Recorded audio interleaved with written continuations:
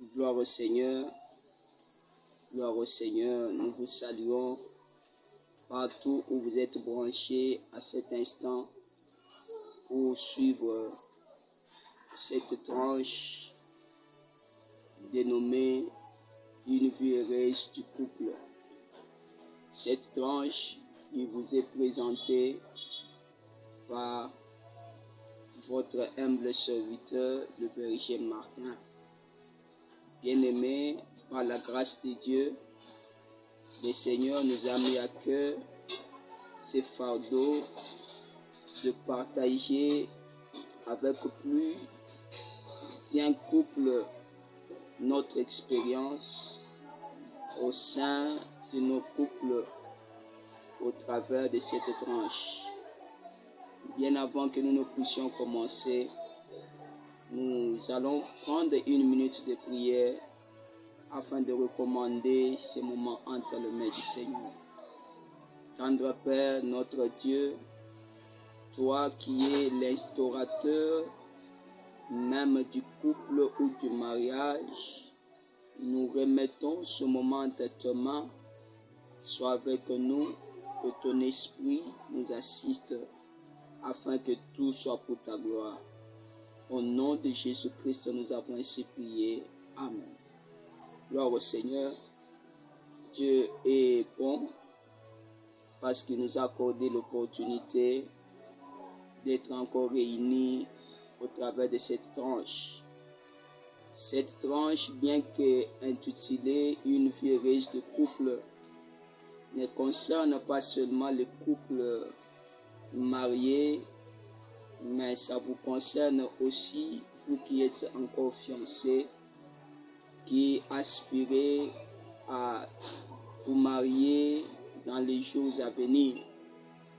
Bien-aimés, lorsque nous parlons du couple ou d'une vie heureuse au sein du couple, cela est le souhait ou le désir de plusieurs couples ou plusieurs personnes. Mais pour que ça soit une réalité, il y a des choses que nous devons connaître et aussi mettre en pratique. Voilà pourquoi nous allons nous inspirer de la parole de Dieu, car les modèles par excellence pour avoir une vie heureuse au sein de nos couples doit être tiré de la parole de Dieu. Comme nous le montre la parole de Dieu, qu'un bon arbre peut produire que de bons fruits. Une mauvaise source donnera qu'une mauvaise qualité de son eau.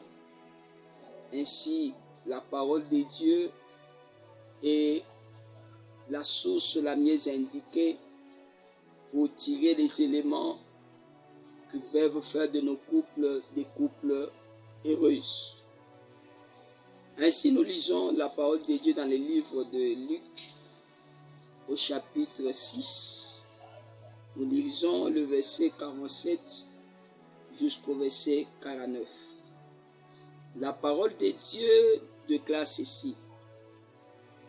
Je vous montrerai à qui est semblable tout homme qui vient à moi, entend mes paroles et le met en pratique. Il est semblable à un homme qui, bâtissant une maison, a creusé profondément et a posé les fondements sur le roc. Une inondation est venue et les torrents s'est jeté contre cette maison sans pouvoir l'ébranler parce qu'elle était bien bâtie. Mais celui qui entend et ne met pas en pratique est semblable à un homme qui a bâti une maison sur la terre sans fondement. Les torrents s'est jeté contre elle. Aussitôt elle est tombée et la ruine de cette maison a été grande. Bien-aimés, vous verrez avec moi que la parole de Dieu nous interpelle sur des éléments ou trois en nous donnant l'exemple d'un bâtisseur ou d'un homme ou de deux hommes qui bâtissent leur maison. On nous montre des types de maisons également. Une maison bâtie sur les rocs, après avoir creusé et creusé. Et une maison bâtie sur la terre sans fondement. Ces deux maisons subissent l'intempérie. Ces deux maisons font face à la même sorte ou le même type de problèmes, de difficultés. Mais vous allez constater qu'on nous montre la finalité des deux maisons, disant que l'une a résisté parce qu'elle était fondée sur le roc, tandis que l'autre s'est écroulée et tombée, et sa ruine a été grande parce que celle-là a été sans fondement, a été bâtie sur la terre. Ainsi, qu'en est-il de votre couple? Car parlant de la maison, le Seigneur parle également de votre couple. Est-ce que votre couple est bâti sur le roc ou votre couple est bâti sur la terre? Un couple qui est bâti sur le roc, c'est ce couple qui est bâti sur l'écoute de la parole de Dieu et la pratique de cette parole. Lorsque vous lisez le livre de Luc chapitre 8 au verset 18, nous pouvons le lire. La parole de Dieu nous met en garde. La parole de Dieu nous dit ceci. Prenez garde à la manière dont vous écoutez.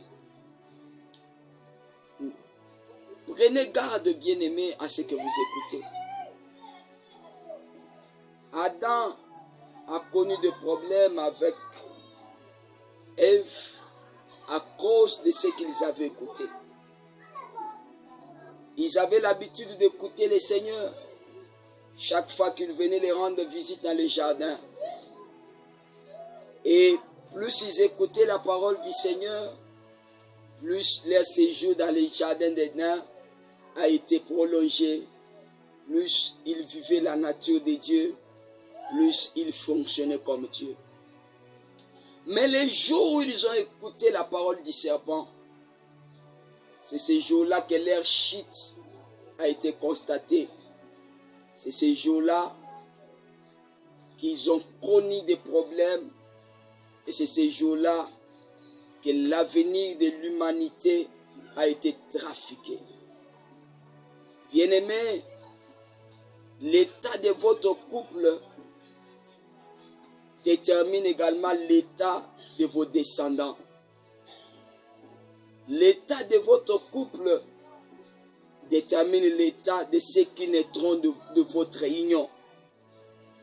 Si votre couple n'est pas heureux, sachez que tous ceux qui sortiront de votre union ne seront pas heureux. Qu'est-ce que vous écoutez? Quelle parole a été à l'origine de votre union? Êtes-vous ensemble parce que les amis ont parlé? Êtes-vous ensemble parce que les parents ont parlé? Êtes-vous ensemble parce que le monde a parlé?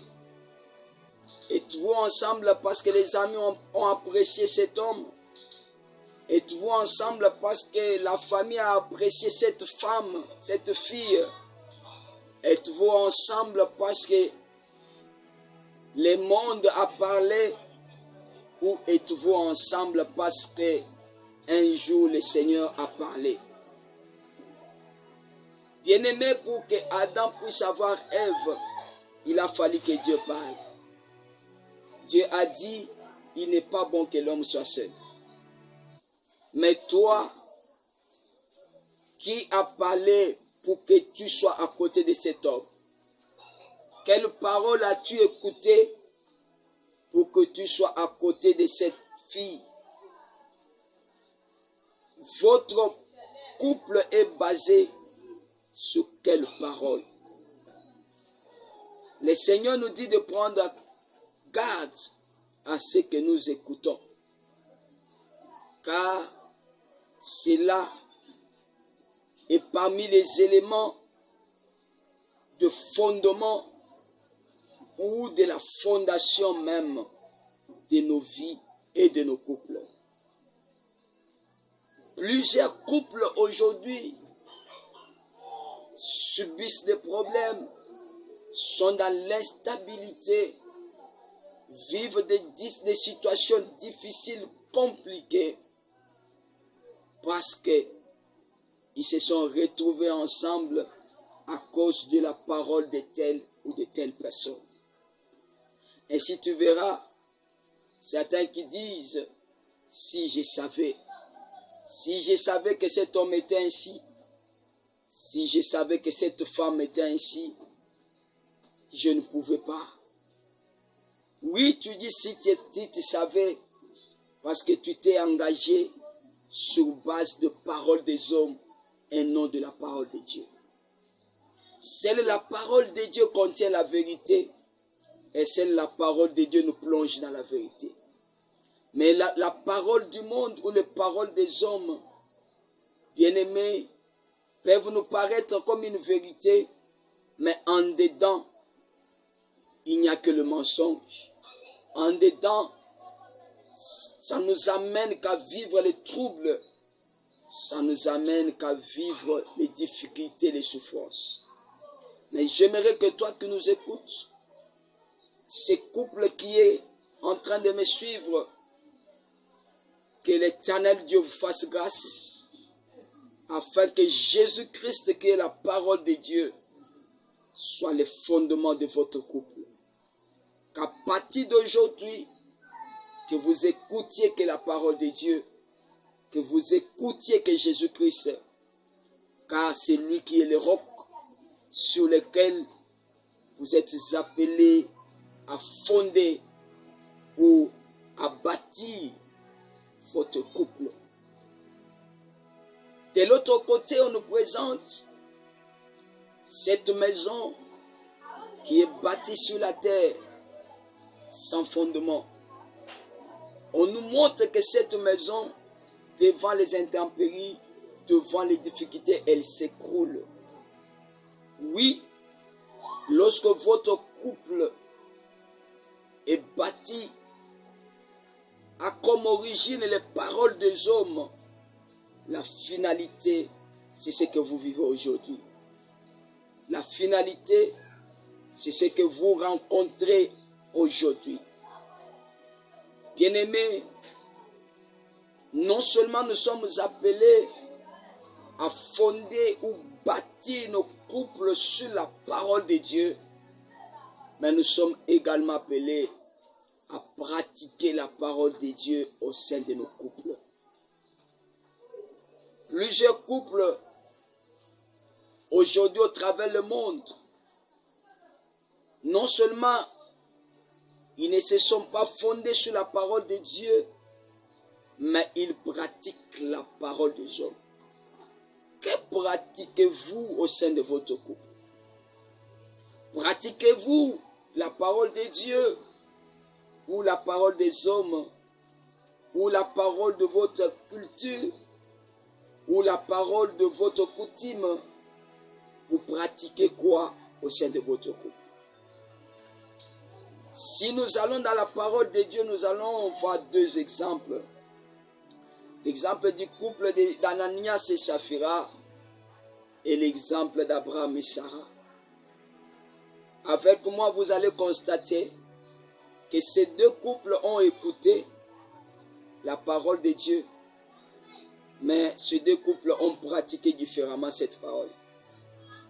Ananias et Saphira, ils n'ont pas pratiqué la parole de Dieu comme ils devaient. Et la conséquence est qu'ils ont perdu leur vie. Tandis qu'Abraham et Sarah, ils ont obéi à la parole de Dieu. Ils ont pratiqué cette parole et ils ont vécu le bonheur et ils ont eu ce qu'il manquait. Laisse en ce moment Oui, laisse que toi qui nous écoutes au travers de cette tranche, que l'Éternel vous donne la force, la capacité, non seulement d'écouter sa parole, mais aussi de la pratiquer. Car c'est en cela que vous vivrez une vie heureuse. Bien-aimés, voici les deux éléments qui peuvent vous aider à avoir une vie heureuse au sein de votre couple. C'est d'avoir un bon fondement, et le bon fondement, c'est Jésus-Christ. Et pour avoir Jésus-Christ comme fondement, vous avez intérêt à vous donner à écouter la parole de Dieu, et vous avez intérêt à pratiquer la parole de Dieu au sein de votre couple.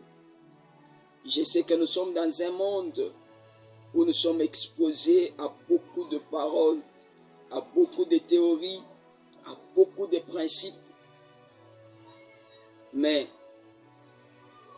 je vous recommande la parole de Dieu,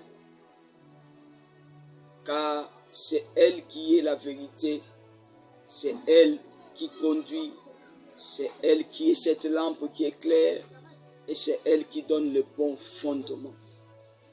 Bâtissez votre couple sur la parole de Dieu. Bâtissez votre couple sur Jésus-Christ. Car il dit que sans lui, nous ne pouvons rien faire. Oui, sans Jésus-Christ, vous ne ferez rien. Que Jésus soit le fondement de votre couple. Car la Bible dit dans Jean 8:12 que celui qui suit Jésus ne marchera pas dans les ténèbres, mais il aura la lumière de la vie. Suivez Jésus au sein de votre couple et que les ténèbres quittent votre couple. Que le Seigneur Jésus vous donne la lumière de la vie et que votre couple puisse avoir une vie heureuse. Merci. Si vous voulez entrer en contact avec nous, écrivez-nous à ce numéro qui est écrit en haut de votre écran et nous serons heureux d'avoir de vos nouvelles, de partager avec vous et aussi de prier pour vous. Vivez une vie heureuse au sein de votre couple. Renoncez à toutes les paroles des gens du monde. Renoncez à toutes les pratiques des gens du monde et que le Saint-Esprit vous aide à vous donner à la parole de Dieu et à pratiquer la parole de Dieu. Lorsque vous lisez Josué, chapitre 1er, verset 8, vous allez voir que le Seigneur nous recommande de ne plus nous éloigner de sa parole, mais de méditer cette parole et de pratiquer ce qui est écrit dans cette parole. C'est en cela que vous allez avoir du succès, que vous allez réussir.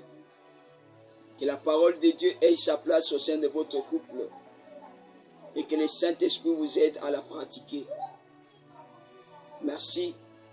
Nous vous donnons rendez-vous au prochain numéro qui sera posté d'ici demain à 21h dans cette tranche la vie heureuse du couple. Et que l'Éternel Dieu bénisse votre couple et que l'Éternel Dieu fasse naître une vie heureuse au sein de votre couple. Soyez bénis. Au nom de Jésus-Christ, nous avons ainsi prié. Amen. Amen. Et à la prochaine. Bye.